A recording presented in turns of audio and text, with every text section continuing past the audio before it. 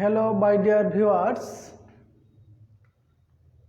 সবাইকে ধন্যবাদ। আমি আজকে লাইভে আসলাম মূলত 2025 সালে যে পরীক্ষাটি অনুষ্ঠিত হতে যাচ্ছে এসএসসি পরীক্ষা, তাদের উদ্দেশ্যে অর্থাৎ তাদের জন্য মূলত আজকে লাইভে আসলাম।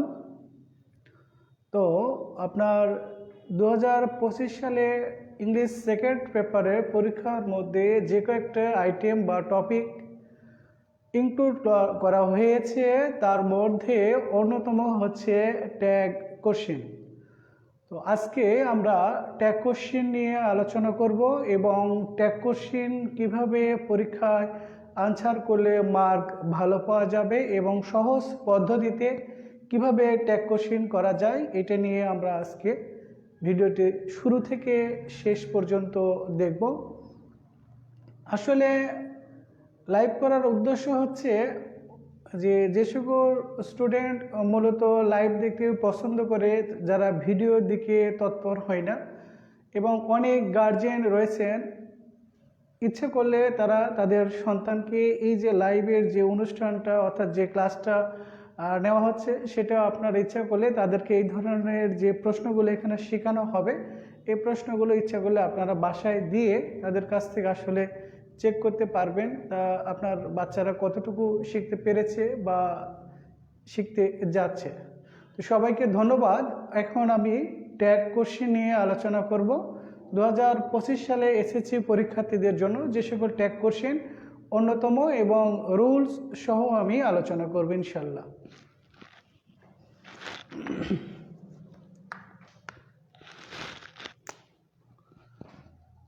টপিকের নাম হচ্ছে ট্যাগ কোশ্চেন।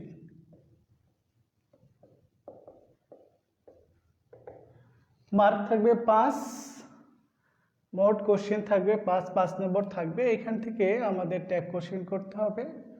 তো ট্যাগ কোশ্চেন করার জন্য আমি কয়েকটা রুল মূলত বলবো, কয়েকটা রুলস লিখে দেব। কিছু রুলস আমি এখানে লিখে দেব। তার মধ্যে 1 নম্বর রুলস হচ্ছে আমাদের যে জিনিসটা মাথায় রাখতে হবে ট্যাগ কোশ্চেন করার সময়, সবচেয়ে বেশি মাথায় রাখতে হবে যে সাবজেক্টটা যেটা থাকবে সাবজেক্টের সবসময় ওই পাশে সাবজেক্টিভ ফর্ম ইউজ করতে হবে, কখনো অবজেক্টিভ ফর্ম ইউজ করা যাবে না। 1 নম্বর। যেমন আমরা যদি লিখি 1 নম্বর রুল হচ্ছে বাক্যের ট্যাগ করার সময় ট্যাগ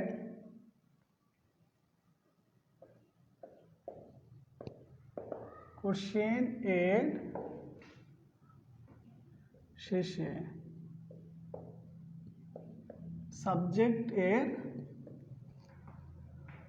সাবজেক্টিভ ফর্ম বসে, সাবজেক্টের সাবজেক্টিভ ফর্ম বসে 1। 2 নম্বর, সবসময় নাউন এর সাবজেক্টিভ ফর্ম বসে। 3 নম্বর, বাক্যের ধরন বুঝে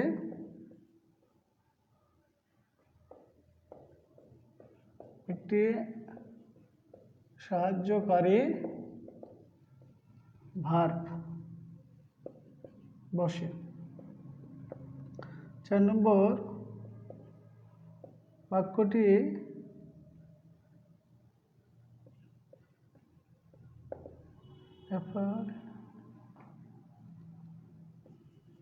অ্যাফার্মেটিভ এ থাকলে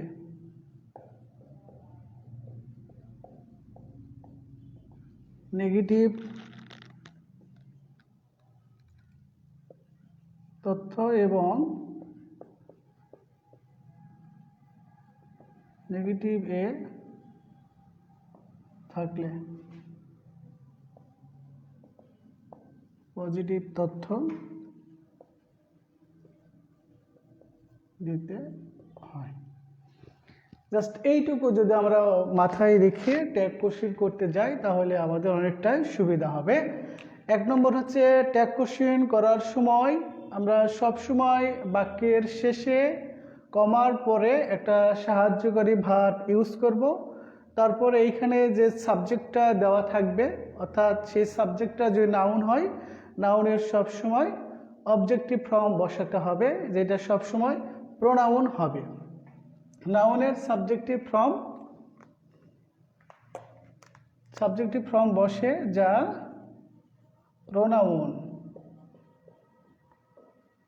প্রোনাউন হতে হবে সবসময়, তা সবসময় প্রোনাউন হয়।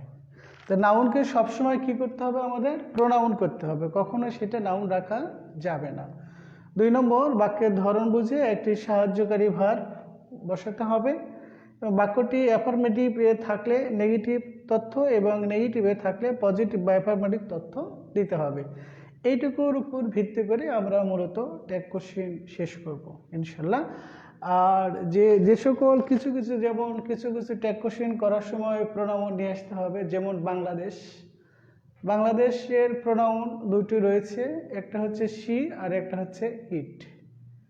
তেমনি এইখানে যদি আমরা নিয়ে আসি everybody, everyone, somebody, someone, anybody, anyone, এরকম কোনো প্রোনাউন বা কোনো ওয়ার্ডের শেষে যদি বডি অথবা ওয়ান যুক্ত থাকে, সেক্ষেত্রে আমাদের ট্যাগ কোশ্চেন করার সময় অবশ্যই তাদের প্রোনাউন দিয়ে করতে হবে এইটা। আর এইখানে এসে আমাদের যে কিছু নেগেটিভ ওয়ার্ড আছে, সেগুলো ওয়ার্ড আমাদের আইডেন্টিফাই করতে হবে, তারপরে জাস্ট আমরা এই জিনিসটা একদম কমপ্লিটভাবে আনসার করতে পারবো। সবাইকে ধন্যবাদ। এখন আমরা মূলত বোর্ড প্রশ্ন নিয়ে আলোচনা করি অথবা কয়েকটা প্র্যাকটিস করে এই নিয়মের মধ্যে আসলে আসছে কিনা, ঠিক আছে। এই রুলস দিয়ে আমরা পুরো ট্যাগ কোশ্চেন শেষ করব। আর বাক্যটা যেহেতু এগুলো সবগুলো অ্যাসার্টিভ সেন্টেন্সে অথবা ইম্পারেটিভ সেন্টেন্স, 2টা সেন্টেন্সে ট্যাগ কোশ্চেন আসে। তো অ্যাসার্টিভ সেন্টেন্সে ট্যাগ কোশ্চেন ফর্মালিটি এগুলো মেনটেন করলে ওকে। আর ইম্পারেটিভ সেন্টেন্সে যদি ট্যাগ কোশ্চেন আসে, তাহলে আমাদের যদি লেটাস বাক্যে থাকে তাহলে শ্যাল উই, বাকি ক্ষেত্রে উইল ইউজ করলে এনাফ। তাহলে ইম্পারেটিভ সেন্টেন্সের ক্ষেত্রে যদি শ্যাল অর্থাৎ লেটাস দ্বারা যদি বাক্য শুরু হয়, তাহলে আমরা বাক্যের শেষে শুধুমাত্র শ্যাল উই ব্যবহার করব। বাকি সকল ইম্পারেটিভ সেন্টেন্সের ক্ষেত্রে আমরা বাক্যের শেষে উইল ইউ ব্যবহার করব, তাহলে ট্যাগ কোশ্চেন হবে। আর ট্যাগ কোশ্চেনের যেটা সবচেয়ে মাথায় রাখতে হবে যে বিষয়টা, সেটা হচ্ছে বাক্যের শেষে আমাদের কোশ্চেন মার্ক ইউজ করতে হবে এবং পুরো বাক্য খাতায় উঠানোর প্রয়োজন হবে, এবং যেটা আনসার হবে তার নিচে আন্ডারলাইন করে দেব। অ্যাকচুয়ালি আমি সেই জিনিসটা দেখানোর চেষ্টা করছি। সবাইকে ধন্যবাদ। আমরা একটু উদাহরণ দেখি, তাহলে আমাদের এখানে ক্লিয়ার হয়ে যাবে।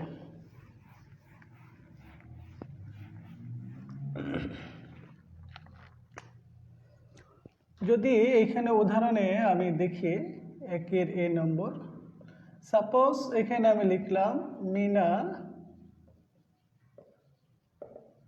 স্টাডিজ এট RMC। মিনা RMC-তে পড়ে। এইটা সাধারণত কোশ্চেন, এইভাবে এখানে কমা দেওয়া থাকবে, দিয়ে এই পাশে ট্যাগ কোশ্চেন শব্দের অর্থ এই বাক্যটাকে জাস্ট ইন্টারোগেটিভ আমাদের কোশ্চেন করতে হবে। যদি পজিটিভে থাকে ইন্টারোগেটিভ, নেগেটিভে আনসার করতে হবে। আর যদি এখানে নেগেটিভে থাকে তাহলে শুধুমাত্র অ্যাফার্মেটিভে আনসার করলে এনাফ। তো এই বাক্য যদি আমরা দেখি, ট্যাগ কোশ্চেন করার সময় যে বিষয়টা আমাদের সবচেয়ে বেশি প্রয়োজন, সর্বপ্রথম আমরা লক্ষ্য করব এই বাক্যের ভার্ব কোন টেন্সে আছে। আমরা তাহলে সর্বপ্রথম টেন্স বাছাই করব। অ্যাকচুয়ালি টেন্স যদি না পারা যায় তাহলে কিন্তু কোনো আইটেমই করা সম্ভব নয়। এই বাক্যে আমরা দেখতেছি বাক্যটার টেন্স রয়েছে প্রেজেন্ট ইনডিফিনিট টেন্স, যার জন্য আমাদের একটা সাহায্যকারী ভার্ব নিতে হবে। আর যেহেতু মিনা সাবজেক্ট, তো মিনার অবজেক্টিভ ফর্ম প্রোনাউন যেহেতু করতে হবে, তাহলে অবজেক্টিভ ফর্ম সি হবে না। তাহলে এটা আমাদের প্রথমত আসবে যেহেতু studies third person singular number, যার জন্য আমরা এখানে ডাজ লিখব, ঠিক আছে। আর বাক্যটা দেখতেছি এটা কিসে আছে, অ্যাফার্মেটিভে আছে, সুতরাং এটাকে নেগেটিভ তথ্য দিতে হবে। ট্যাগ কোশ্চেন করার সময় কখনো নট এর পূর্ণ রূপ লেখা যাবে না। ট্যাগ কোশ্চেন করার সময় নটের সংক্ষিপ্ত রূপ লিখতে হবে, যাকে কন্ট্রাকশন বলতে পারি। এবং মিনা এর সাবজেক্টিভ ফর্ম এখানে আমাদের মিনা লেখা যাবে না বা অবজেক্টিভ ফর্ম লেখা যাবে না, এইখানে আমাদের সি লিখতে হবে। এইটুকু আনসার। এবং লেখার শেষে জাস্ট আমরা এইখানে আন্ডারলাইন করে দেবো, কেমন? এই ডট ডটটা ইউজ না করে আমরা আন্ডারলাইন করে দেবো। এই তো 1 নম্বর আনসার। তাহলে এখানে যে বিষয়টা দেখতে পাচ্ছি আমরা যে এটা টেন্স অনুযায়ী আমাদের একটা সাহায্যকারী ভার্ব নিতে হবে, যা ডাজ নিলাম, এবং বাক্যটা নেগেটিভে নয় অ্যাফার্মেটিভে আছে, যার জন্য আমরা নটের সংক্ষিপ্ত রূপ কন্ট্রাকশন নট ইউজ করলাম। এবং এই যে নাউন এর প্রোনাউন বসবে এবং সেই প্রোনাউনটা সবসময় সাবজেক্টিভ ফর্ম বসবে, কেমন? এইটা। আচ্ছা, এখন আমরা বি নম্বরটা দেখি। যদি দেখা যায় যে এখানে লিখি এভরিবডি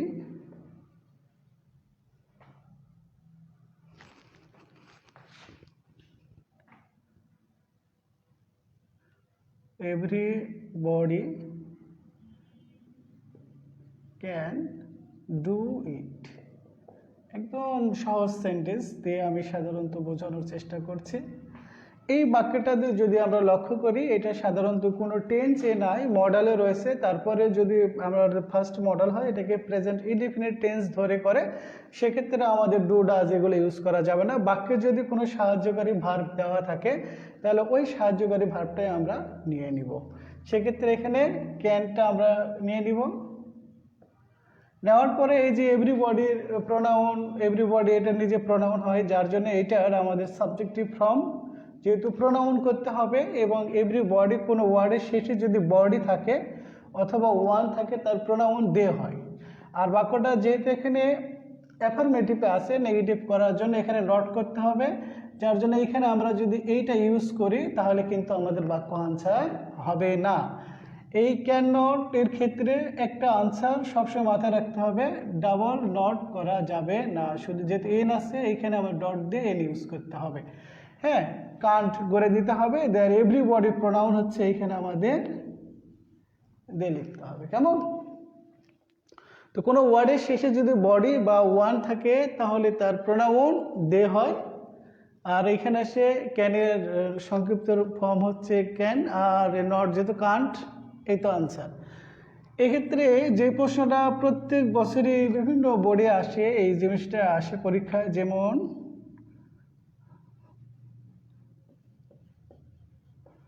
সামবডি, বডি না আদে ওয়ান দিয়ে একটু দেখায়, তাহলে শুরু হবে যে anyone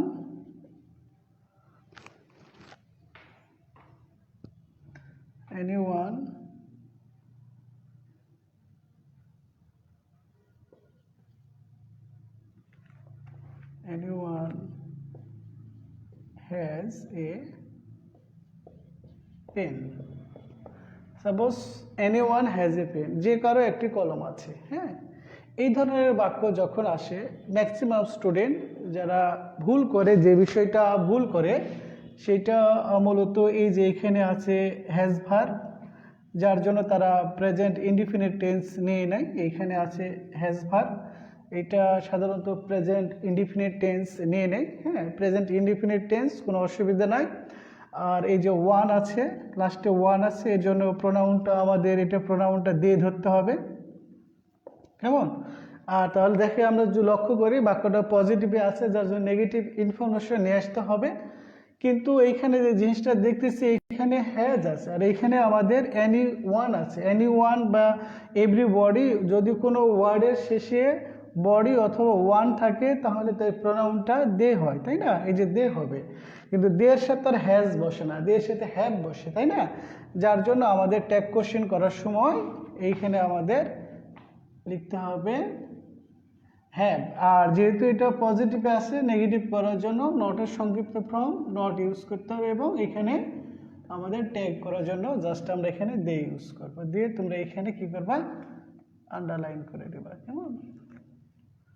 এই তো চমৎকার, এইভাবে আনসার করতে হবে, ঠিক আছে? এখন এটার এই আনসার হবে অথবা যে আনসারটা every one has a pen, এইটার আনসারটা মূলত এইটাও করা যায়। যেহেতু এটা প্রেজেন্ট ইনডিফিনিট টেন্স ধরে আমরা করতে পারি, সেক্ষেত্রে এটার আনসার করা যাবে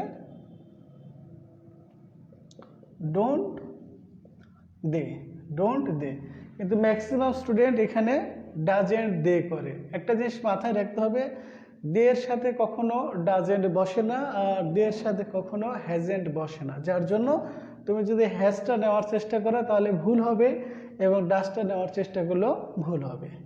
আর প্রত্যেক বছরই এই প্রশ্নটা পরীক্ষা আসে, কোনো ওয়ার্ডের শেষে বডি অথবা জাস্ট এইখানে এসে ওয়ান, এই দুটো প্রোনাউন দিয়ে আমাদের প্রশ্ন পরীক্ষায় আসে। এখন আমরা আরেকটা জিনিস দেখব যে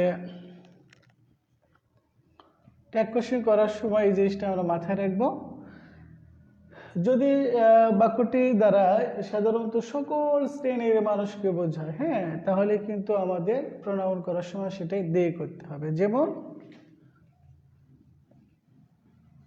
এভরি পারসন লাভড